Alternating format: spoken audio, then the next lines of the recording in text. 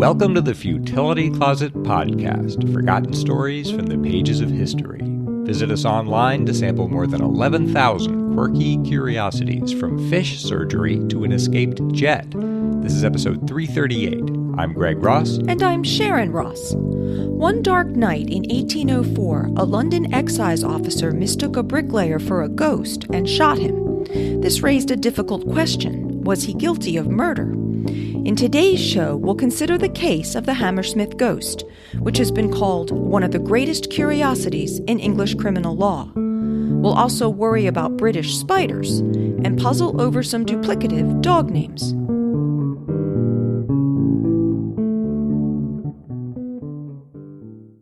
And just a quick programming note, we'll be off next week, so we'll be back with a new episode on April 19th.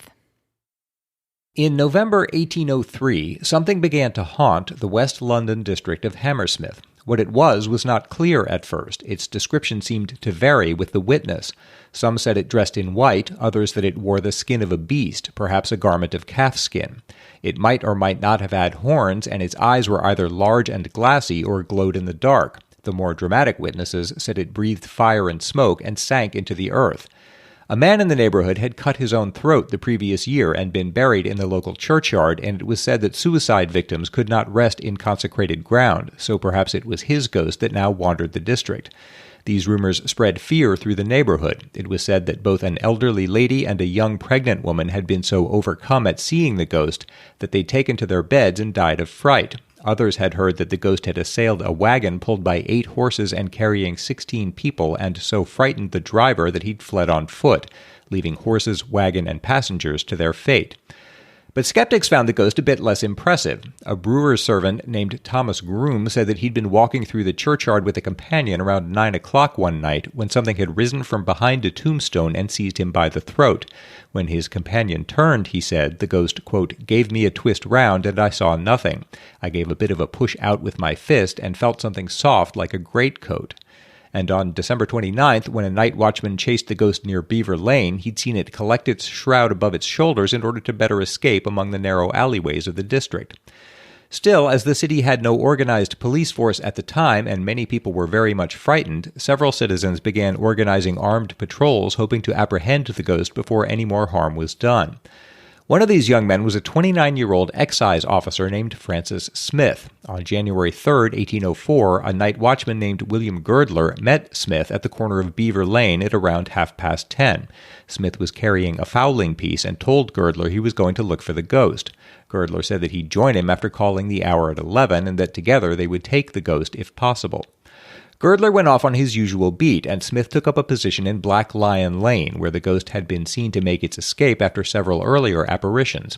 The night was very dark, and the lane passed between 2 high hedges, so it would be very difficult to see another person even quite close by. Just after 11 p.m., a figure in white appeared in the lane. Smith called, "Damn you, who are you and what are you? Damn you, I'll shoot you." The figure made no response and advanced straight toward him, and Smith fired. At the sound of the shot, Girdler came running, along with 2 other gentlemen. In the lane, they discovered Smith, who appeared very much agitated. In a cross lane, on his back, was the body of Thomas Millwood.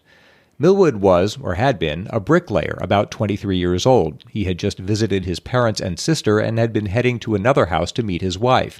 Unfortunately, he was wearing what bricklayers wore in those days, white linen trousers, a white flannel waistcoat, and a white apron. Smith's shot had hit him in the jaw and neck, killing him.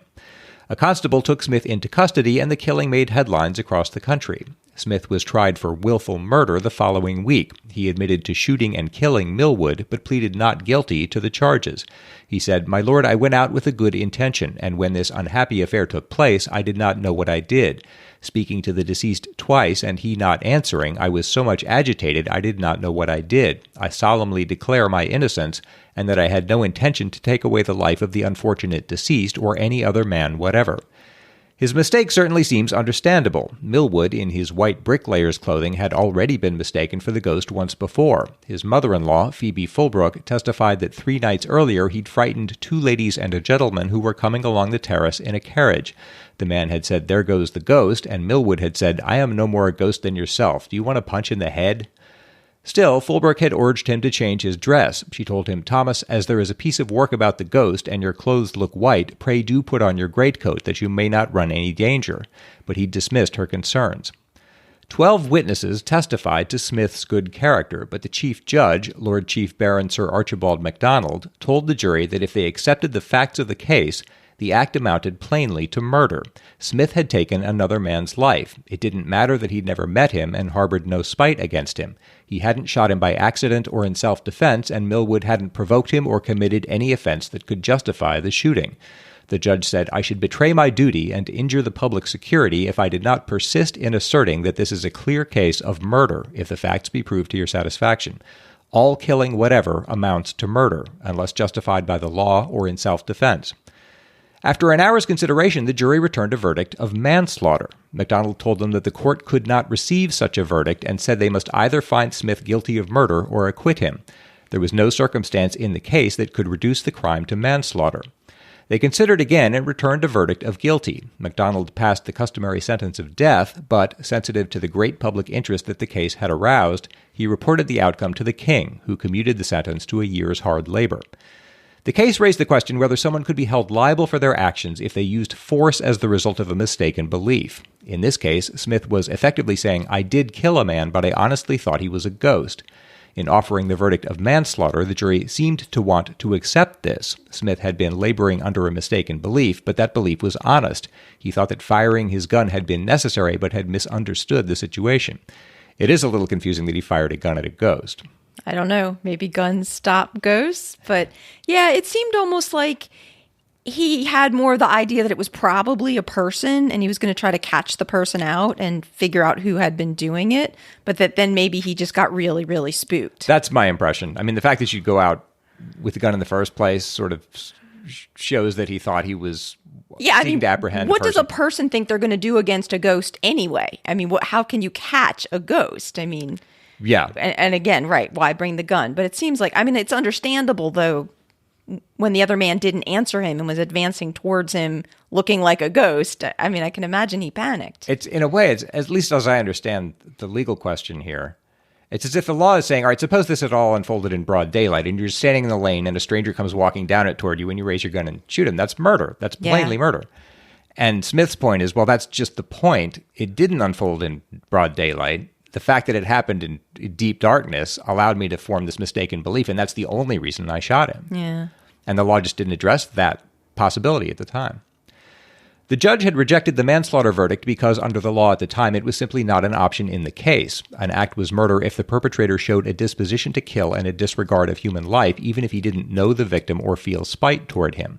He gave 2 examples. In one, a person fires a gun into a room full of strangers and kills one of them without intending to hurt any individual in particular. In the other, a man intends to kill one man, but by mistake kills another. In both these cases, he said the man was guilty of murder, just as much as if he'd really intended to kill the victim of his actions. Mitigating factors might sometimes come into play, but those weren't present here. The shooting hadn't been accidental, and Smith hadn't been defending himself against Millwood. At the time of the shooting, Millwood had not been committing an offense, but even if he'd been the miscreant who'd been dressing up as a ghost, that was only a misdemeanor punishable by a small fine and couldn't justify the shooting. MacDonald said, therefore, if the prisoner at the bar had taken away the life of another without authority, permission, or in defense of his own life, then his offense went to murder. He added, it would be impossible to calculate the dangerous consequences which would ensue if men were permitted to take upon themselves the right of shooting others for certain crimes. If a man goes out with an intention of shooting robbers and kills a person that is offering him no violence, he is guilty of murder. However much the people of Hammersmith might be disgusted and irritated at the conduct of this abominable person who disturbed the neighborhood by pretending to be a ghost, the act of the prisoner in carrying out a gun to fire at him was a rashness which the law cannot excuse.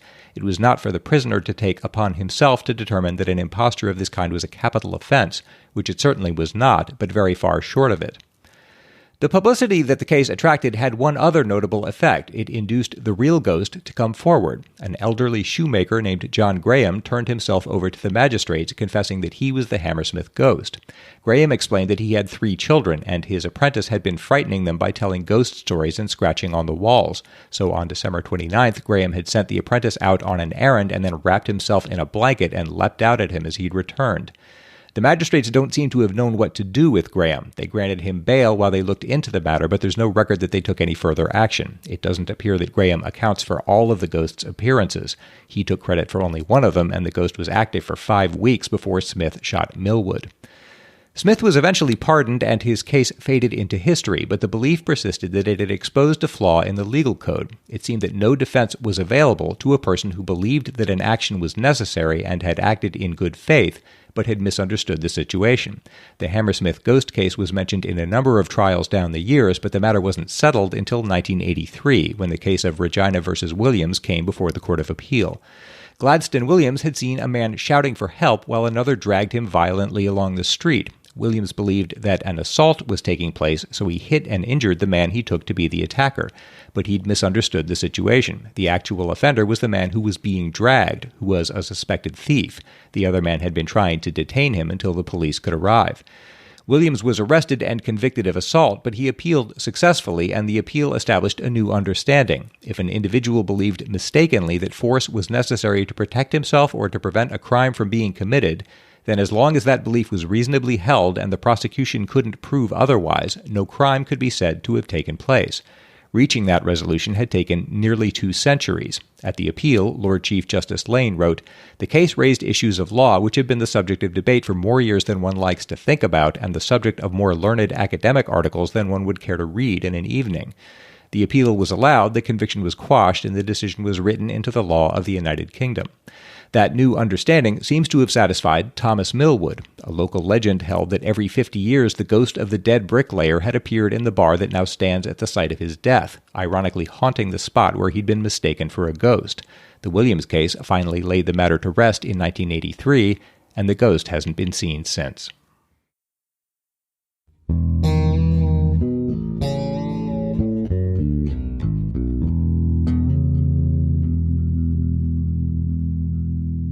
The puzzle in episode 331, and this is a spoiler, was about how an episode of the British children's television show Peppa Pig was banned in Australia because it gave the message that spiders are friendly and harmless.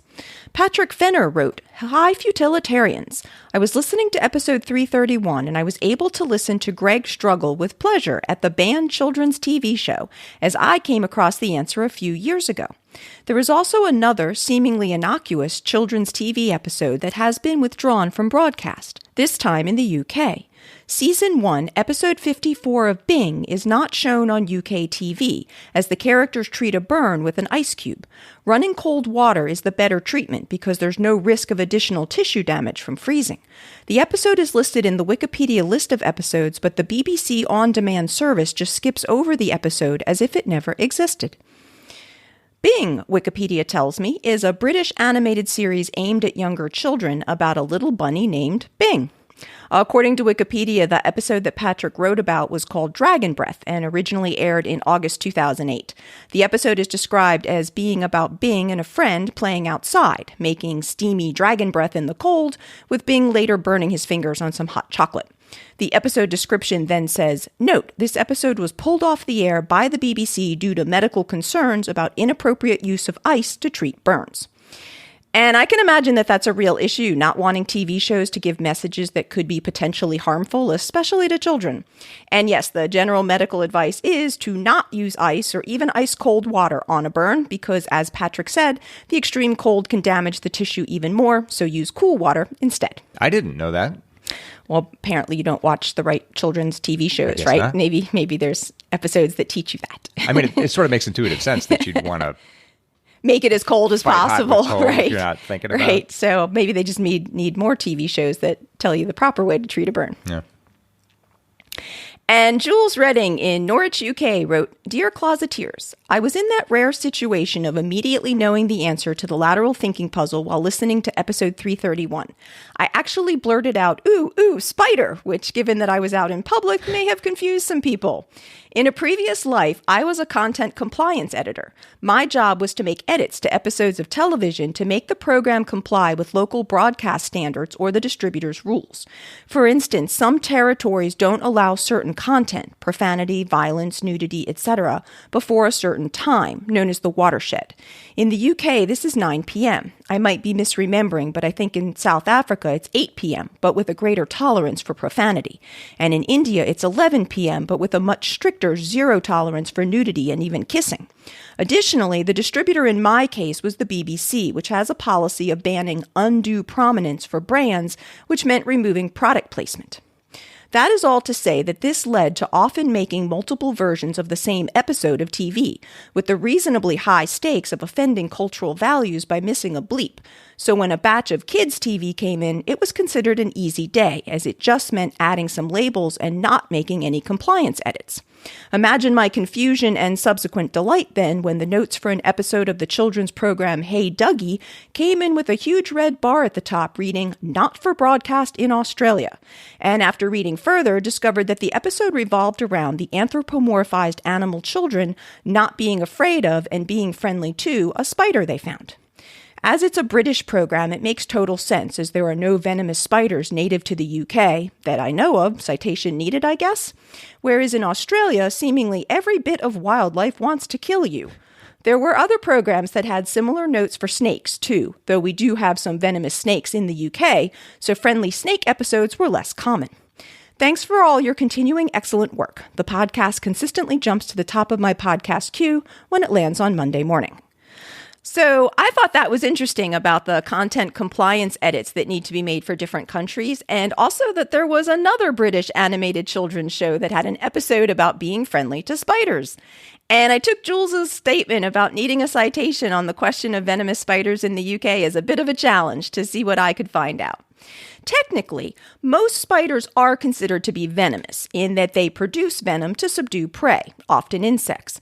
But only a relatively small number of spider species have venom that is considered dangerous to humans, which is what many people mean when they say venomous.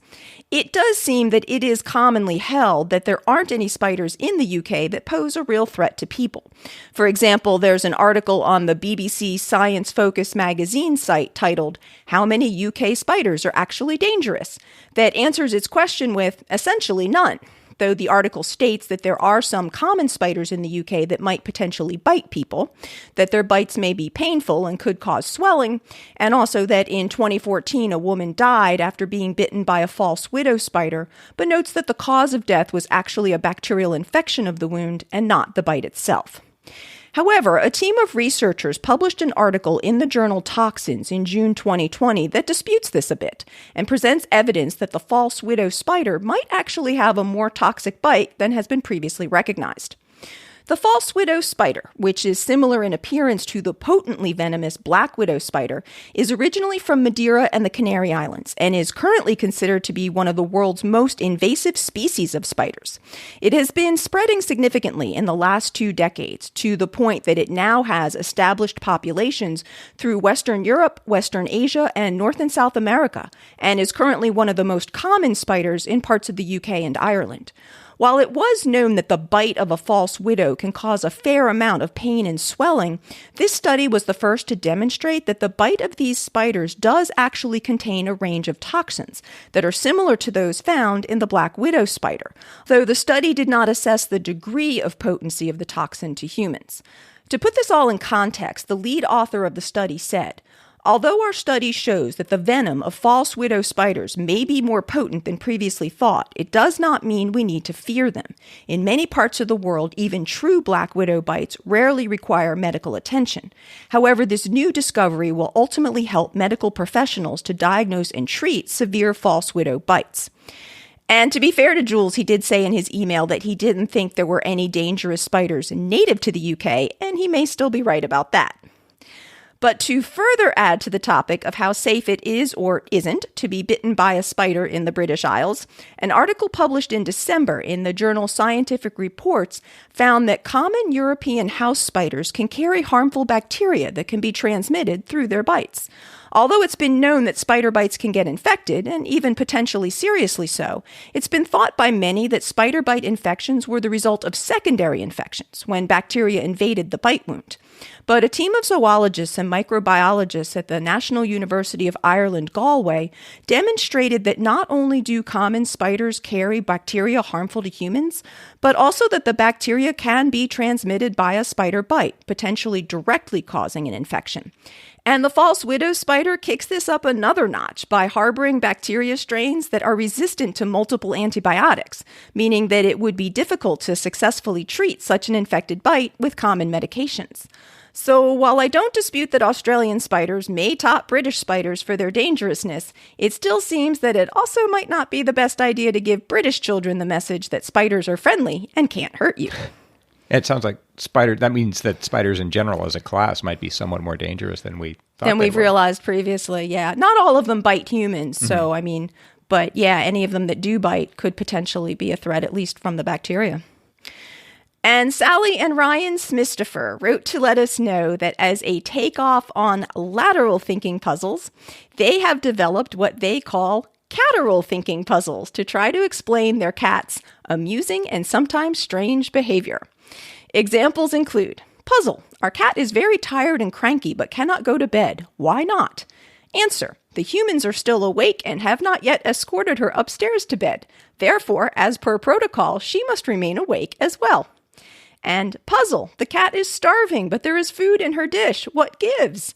This one has multiple answers. 1, there is food in the dish but it's arranged in such a way that she can see the bottom of the dish. 2, there are too many broken kibbles in the dish, and everyone knows broken kibbles are unfit for feline consumption. 3, no one has petted her recently, therefore she obviously cannot eat. So kudos to the Smistifer's cat for obviously training them so well. I do think you would have to be very familiar with the mind of a cat to try to guess at the answers to cateral thinking puzzles. Although having had some finicky cats ourselves, the answers did mostly make sense to me. They are kind of lateral. Thanks so much to everyone who writes to us. We really appreciate hearing from our listeners. So if you have anything you'd like to add, please send that to podcast@futilitycloset.com.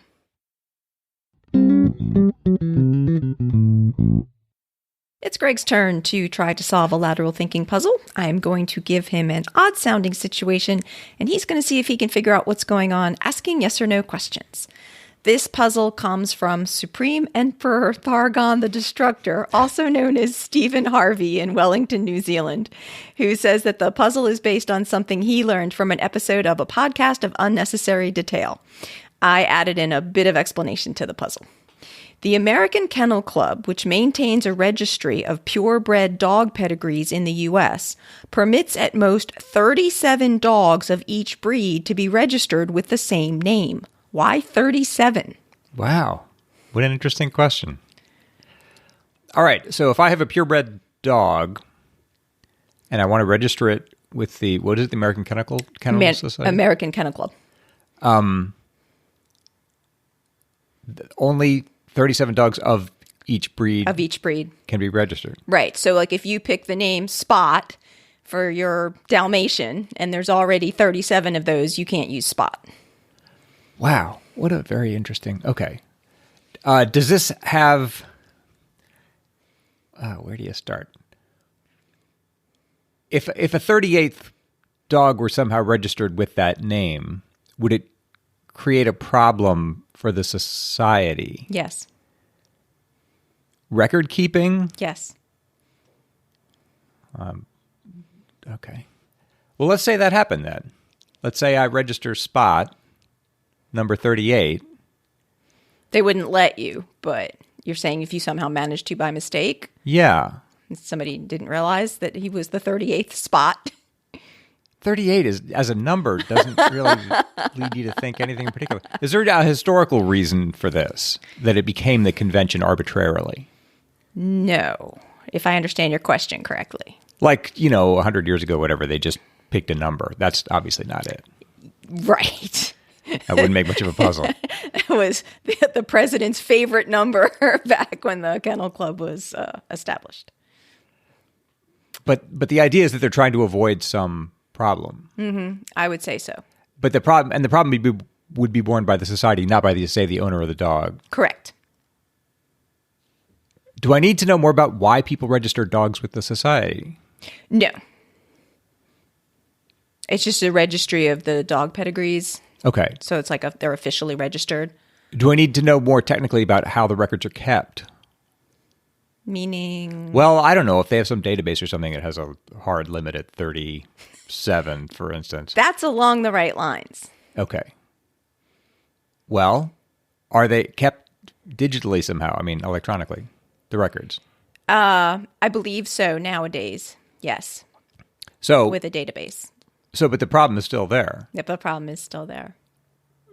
Would this problem still have been the case before the advent of computers? Like, I guess they used to do this on paper before we had. Yeah, and I'm not sure. Possibly, though. Possibly, yeah. But I think it wouldn't have been as firm of a limit before. That might have been more convention. Is this just the maximum capacity of some record-keeping system? It can't be. It's such a small number. Yeah, I'm not quite sure I can answer that question the way you phrased it, but I think you're sort of on the right lines in a way. Yeah. Dogs. So you have like 37 dogs named Spot. I don't know if this will help you, but the American Kennel Club was founded in 1884. So obviously they weren't using computers back then, but they did set something up about their system in 1884 that would have been very unlikely to have been set up this way today. I see. 1880. That's a long time ago, though. Yeah. So let's say they founded it and they started registering dogs. Yeah. And people registered 37 of a given breed. Right. Well, then it would all be done just with, I imagine, pen and ink somewhere. Yeah. Mm-hmm. But there was also just some convention they started using in 1884 that they would be unlikely to do today that causes the difference between the number 37 and the number 38. Is it something, some piece of hardware, some actual item that denotes this, that's, for instance, issued to the dog? I'm pretty sure like dogs wear some little... Oh, yeah, no, that's not it. And there's only so many of those. That's not a very compelling reason. They can't create more of them. But that's not it. That's not it. Well, if you register a dog, I imagine all you're doing is making a record of the dog's breed and its name and whatever particulars else. Right. So you'd write down Spot. Right. And then the breed, let's say, and then you'd put what? The owner's No, name? but that goes along with this puzzle. You'd put a number to denote which number Spot it is. Mm-hmm. Right? So that's the problem. Spot 37. Right. Right. And there's something about the way they started doing that in 1884 that we probably wouldn't do today. Roman numerals? Yes, that's exactly it. I'm trying to think what 37 is. Because 37 is XXXVII and 38 is XXXVIII. Which is a lot. And they only have 6 spaces.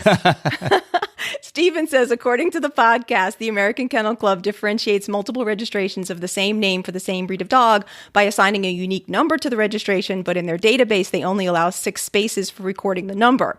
And since they use Roman numerals for those numbers, they have to stop at 37. Wow. And he sent a link to the American Kennel Club website, which says that you can't include Roman numerals at the end of your dog's name because they reserve the right to assign Roman numerals for identification purposes. You are allowed to use Arabic or ordinal numbers in your dog's name because they don't use those. That's really interesting. So thanks to Stephen for that Joys of Outmoded Systems puzzle. And if anyone else has a puzzle they'd like to have us try, please send that to us at podcast@futilitycloset.com. Just a reminder that we're off next week.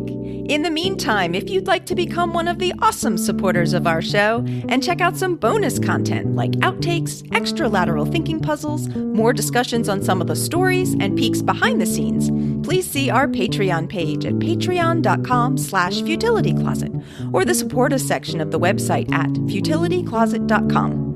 While you're at the site, you can also graze through Greg's collection of over 11,000 hand-picked esoterica, browse the Futility Closet store, learn about the Futility Closet books, and see the show notes for the podcast with links and references for the topics we've covered. If you have any comments or feedback for us, you can email us at podcast@futilitycloset.com. Our music was written and performed by the phenomenal Doug Ross. Thanks for listening, and we'll be back in 2 weeks.